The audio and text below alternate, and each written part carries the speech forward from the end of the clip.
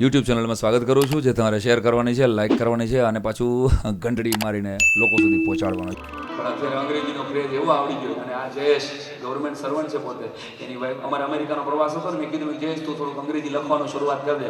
કે એના બોસને લેટર લખ્યું, 3 લીટીનો લેટર લખ્યો. ચંદ્રકાંતભાઈ 3 મહિના સુધી રજા મળી ગઈ.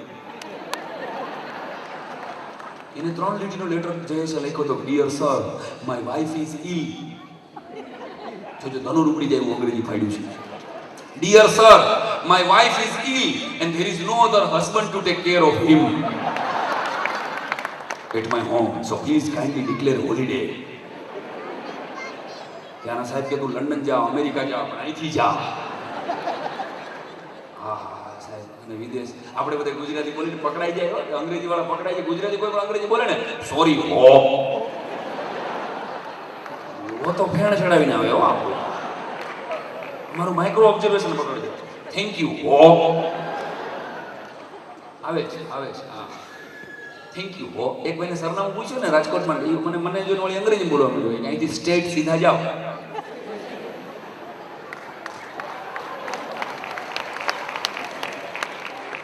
તમે લિસન જો, અહીંથી સ્ટેટ સીધા જાઓ, પછી ડાબી બાજુ લેફ્ટ વળજો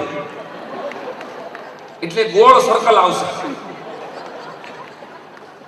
જો ગોળ સર્કલ જ બોલશું આપણે. અહીંથી સ્ટ્રેટ સીધા જાઓ એટલે ડાબી બાજુ લેફ્ટ વળજો એટલે ગોળ સર્કલ આવશે. કે ફ્રન્ટમાં જ સામે ગ્રીન લીલી શોપ છે.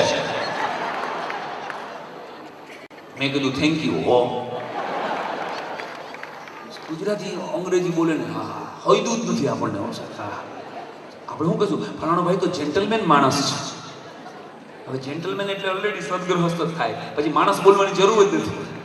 પણ આપણે એમ જ બોલીએ ફલાણો ભાઈ તો જેન્ટલમેન માણસ છે. લે આ આપણી મજા. આંટી હાટું શેવડો લેતો આવી ગયો. પેલા સો તો બોલો હરખો. શેવડો આવે. હા આંટી હાટું શેવડો લેતો આવે.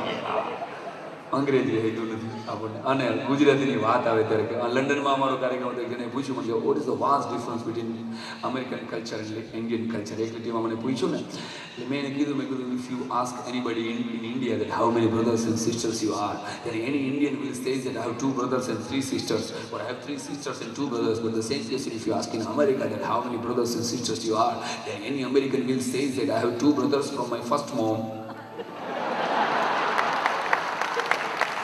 and 3 sisters from my last dad. ચાલો વાત પણ બદલાવીએ અને વિષય પણ બદલાવીએ. ગુજરાતી અને સાહેબ ગુજરાતી પ્રજાની જેવી વેપારી કોટા હોય વિશ્વના નકશામાં ક્યાંય મળે નહીં. અને આના 1000 દાખલા. આ તો સારું છે, ચંદ્ર ઉપર આપણે જવાનું નથી મીંડા. હજી સુનિતાબેન એક જ પહોંચ્યા. બાકી જેથી ગુજરાતીઓ જવા માંડશે ને તેથી પહેલા પ્લેનમાં ગુજરાતીઓ જશે, બીજા પ્લેનમાં ખાખરા જશે, ત્રીજા પ્લેનમાં અથાણા, થેપલા, સૂકી ભાજી, 5મું પ્લેન તો છાશ નું આવે છે. છાશ આપણો બિયર છે. વાજો ગુજરાતી પ્રજા. બંગાળમાં એક મોટો બ્રિજ બનાવવાનો હતો, મોટો બધો બ્રિજ બનાવવાનો હતો કલકત્તામાં. એટલે એને આખા ભારતમાંથી બધા કોન્ટ્રાક્ટરોને બોલાવ્યા. એક મદ્રાસી કોન્ટ્રાક્ટર અને એક ગુજરાતી કોન્ટ્રાક્ટર બે બેઠા હતા. એટલે પહેલા મદ્રાસી અંદર બોલાવ્યો કે કેટલા રૂપિયા ભરવાનો છે. આપણે એક ખોટો લોચો નથી કરવો, બોલો. એટલે ઓલા કીધું સાહેબ 3 કરોડ રૂપિયામાં હું બ્રિજ બનાવી દઈશ. તો માત્ર 3 કરોડ? તો હા કેવી રીતે? તો કે 1 કરોડનો બધો સિમેન્ટનો ખર્ચો, 1 કરોડની મજૂરી. વાહ. અને તો કે ત્રીજા કરોડમાં બધું ઉપર હું લાઇટિંગ ને બધું ડેકોરેશન કરીશ. Very good. કોલકાતાનો સાહેબ કે તો તમારી પાછળ શું વધશે? કે મારી પાછળ ભલે કાંઈ ન વધે સાહેબ.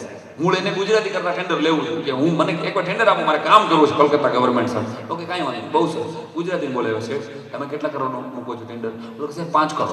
બાકી ચાલુ નહીં 5 કરોડ. કોલકાતા વાળો કે 3 કરોડમાં ઓલરેડી મદ્રાસ વાળો બનાવી દે છે, તો 5 કરોડ છે ને? કે જુઓ સાહેબ 1 કરોડ ટમાટર,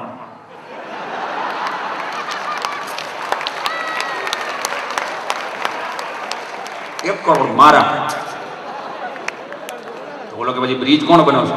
એ કે ભલે ને મદ્રાસી બનાવતો.